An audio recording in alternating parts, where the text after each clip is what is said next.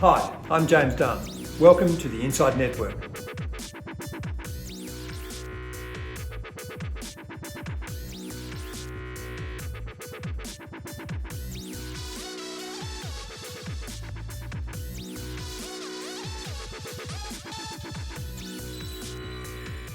Joining me on INDepth today to discuss private credit is Craig Brooke, the Chief Executive Officer of Adelaide-based KeyInvest. Craig, welcome. Thanks so much for having me. It's a great pleasure.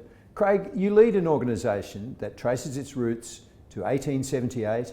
It's an independent, member-owned, friendly organisation that's regulated by APRA, and most of its clients are seeking low-risk protection against life events and funerals. How did the organisation come to take an interest in private credit? Yeah, great question, thank you. So, two parts. Our members are aged, we've got 50,000 members, they're aged between the age of 50 and 90, and they became a member by virtue of either a funeral bond or investment bond products. But we service such a small amount of our client needs at the moment, and those members thinking about 50 to 90, they're at that stage of their life where they've had superannuation their whole working career. They're looking to seek income in some form of way, and the challenge that you generally start when you're thinking about income is how not to lose that capital in the first place. So our members were looking to us for advice and guidance because they're already active investors in this space, remembering that the oldest private credit manager in this country goes back to the 1950s as well. So we started a really large piece of work to work through our private credit and all the managers in the country in its entirety, which again started for the purpose of our members to help them make safe and secure decisions. Craig, private credit has grown so quickly in Australia and around the world, and it does engender some strong reactions. Some advisors will think of it as opaque, illiquid, poorly regulated. What would you say to an advisor who brought those concerns to you? What are some of the legitimate concerns on the one hand, but also some of the misconceptions about private credit? Great, thank you for the question. I might tackle a few of those to begin. So poorly regulated, it's regulated by ASIC. ASIC issue the licences, and ASIC continue to monitor the industry both on a wholesale and a retail perspective. This lack of transparency or opaqueness, when you compare it to the public markets, it's true. Public markets are reporting at the same time, ASX listed or not, it's fairly homogenous in nature. And when we talk about opaqueness and transparency, what you don't have in private markets is some form of homogenous reporting that's going into a regulator, and then they're reproducing that for the public in some sort of way, advisors, investors to consume. And therein, by the way, lies an opportunity. So we've been through and conducted 2 years of due diligence now, working through private credit in Australia. We're active investors in particular managers in private credit ourselves.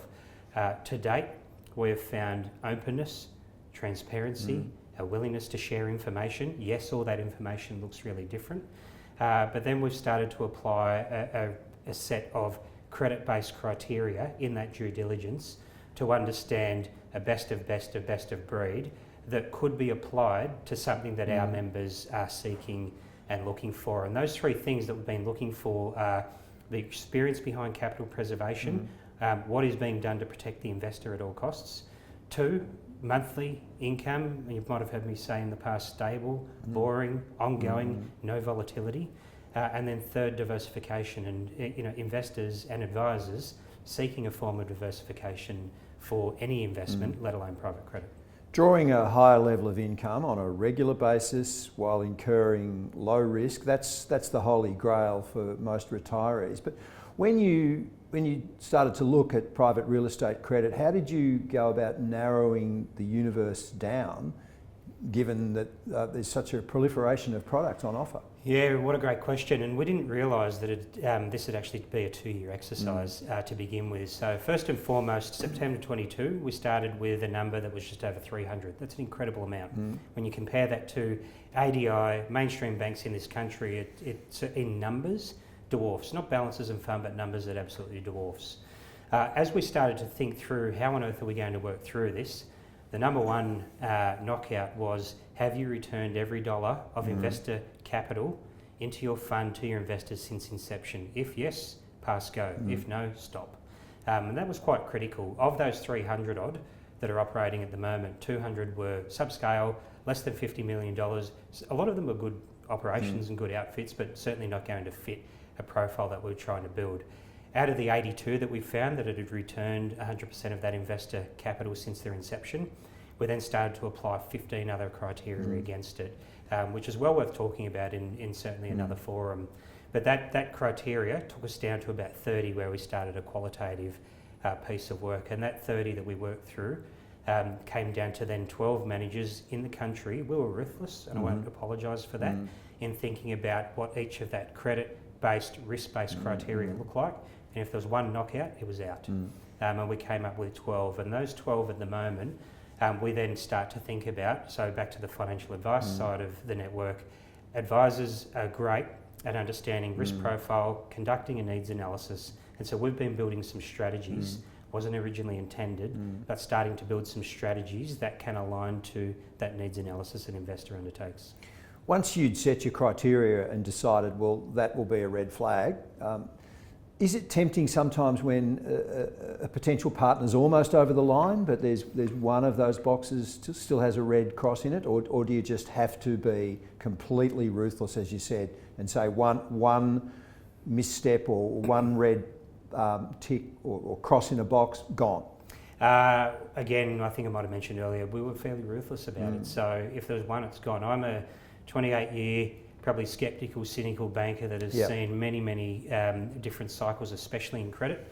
And until you've been through situations where you're having to work something out on behalf of either shareholders, members, investors, then you just don't want that feeling again at all. And those battle scars are quite important. So in an unapologetic way, we've absolutely been no where one of those things are out and stuck to what was the original three things that we were trying to build in some form of gateway into a best of breed that exists in Australia. Quite often you find private credit managers are worried about two things.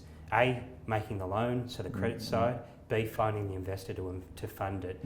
We didn't find anyone through that period of time that was only focused on the investor.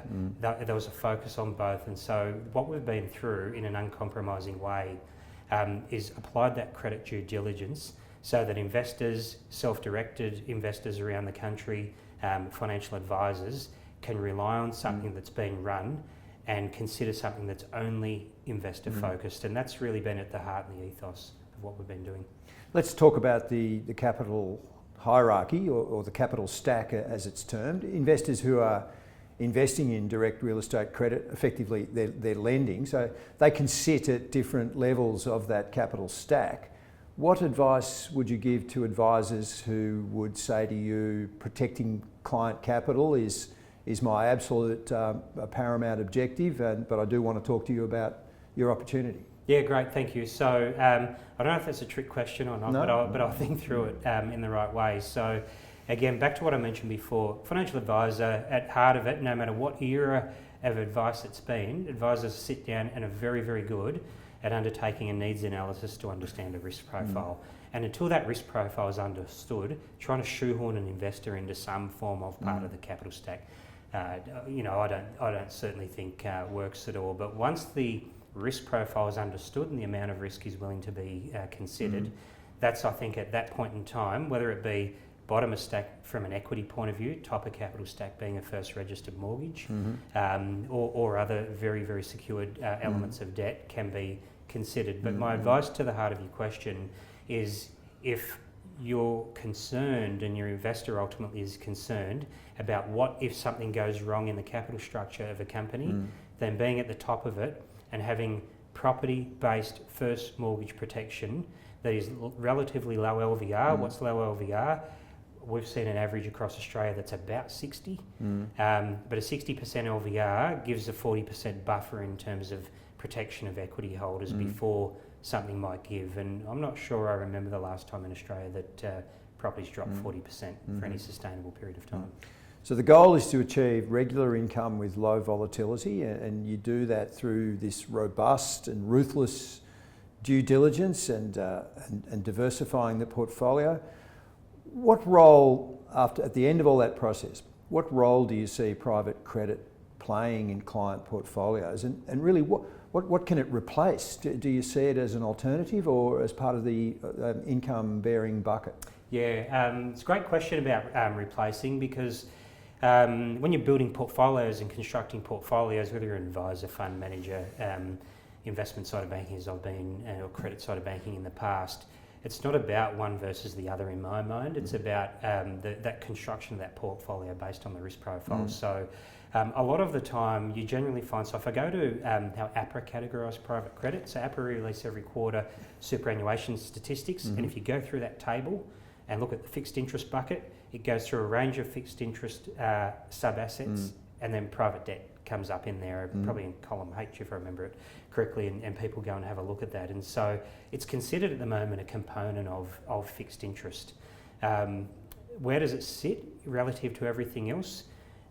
Whether it's international, domestic equities, fixed interest, cash, private debt, direct property holdings, for example, I think it really depends on, still back to the investor and the investor profile. But what we've found is that it is ultimately confusing.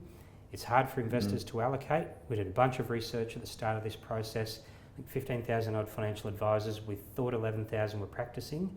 And the view that we formed was only about 1,000 have allocated into the asset class so far. So we were determined, being around in this space for a long time, to try to do the research, and then ultimately ended up building something that can be used depending on that on the risk profile that exists, that advisors can use, or self-directed investors can use, or institutional investors might be able to use. But where does it sit relative to something else? It's a proportion of a portfolio, not all of a portfolio.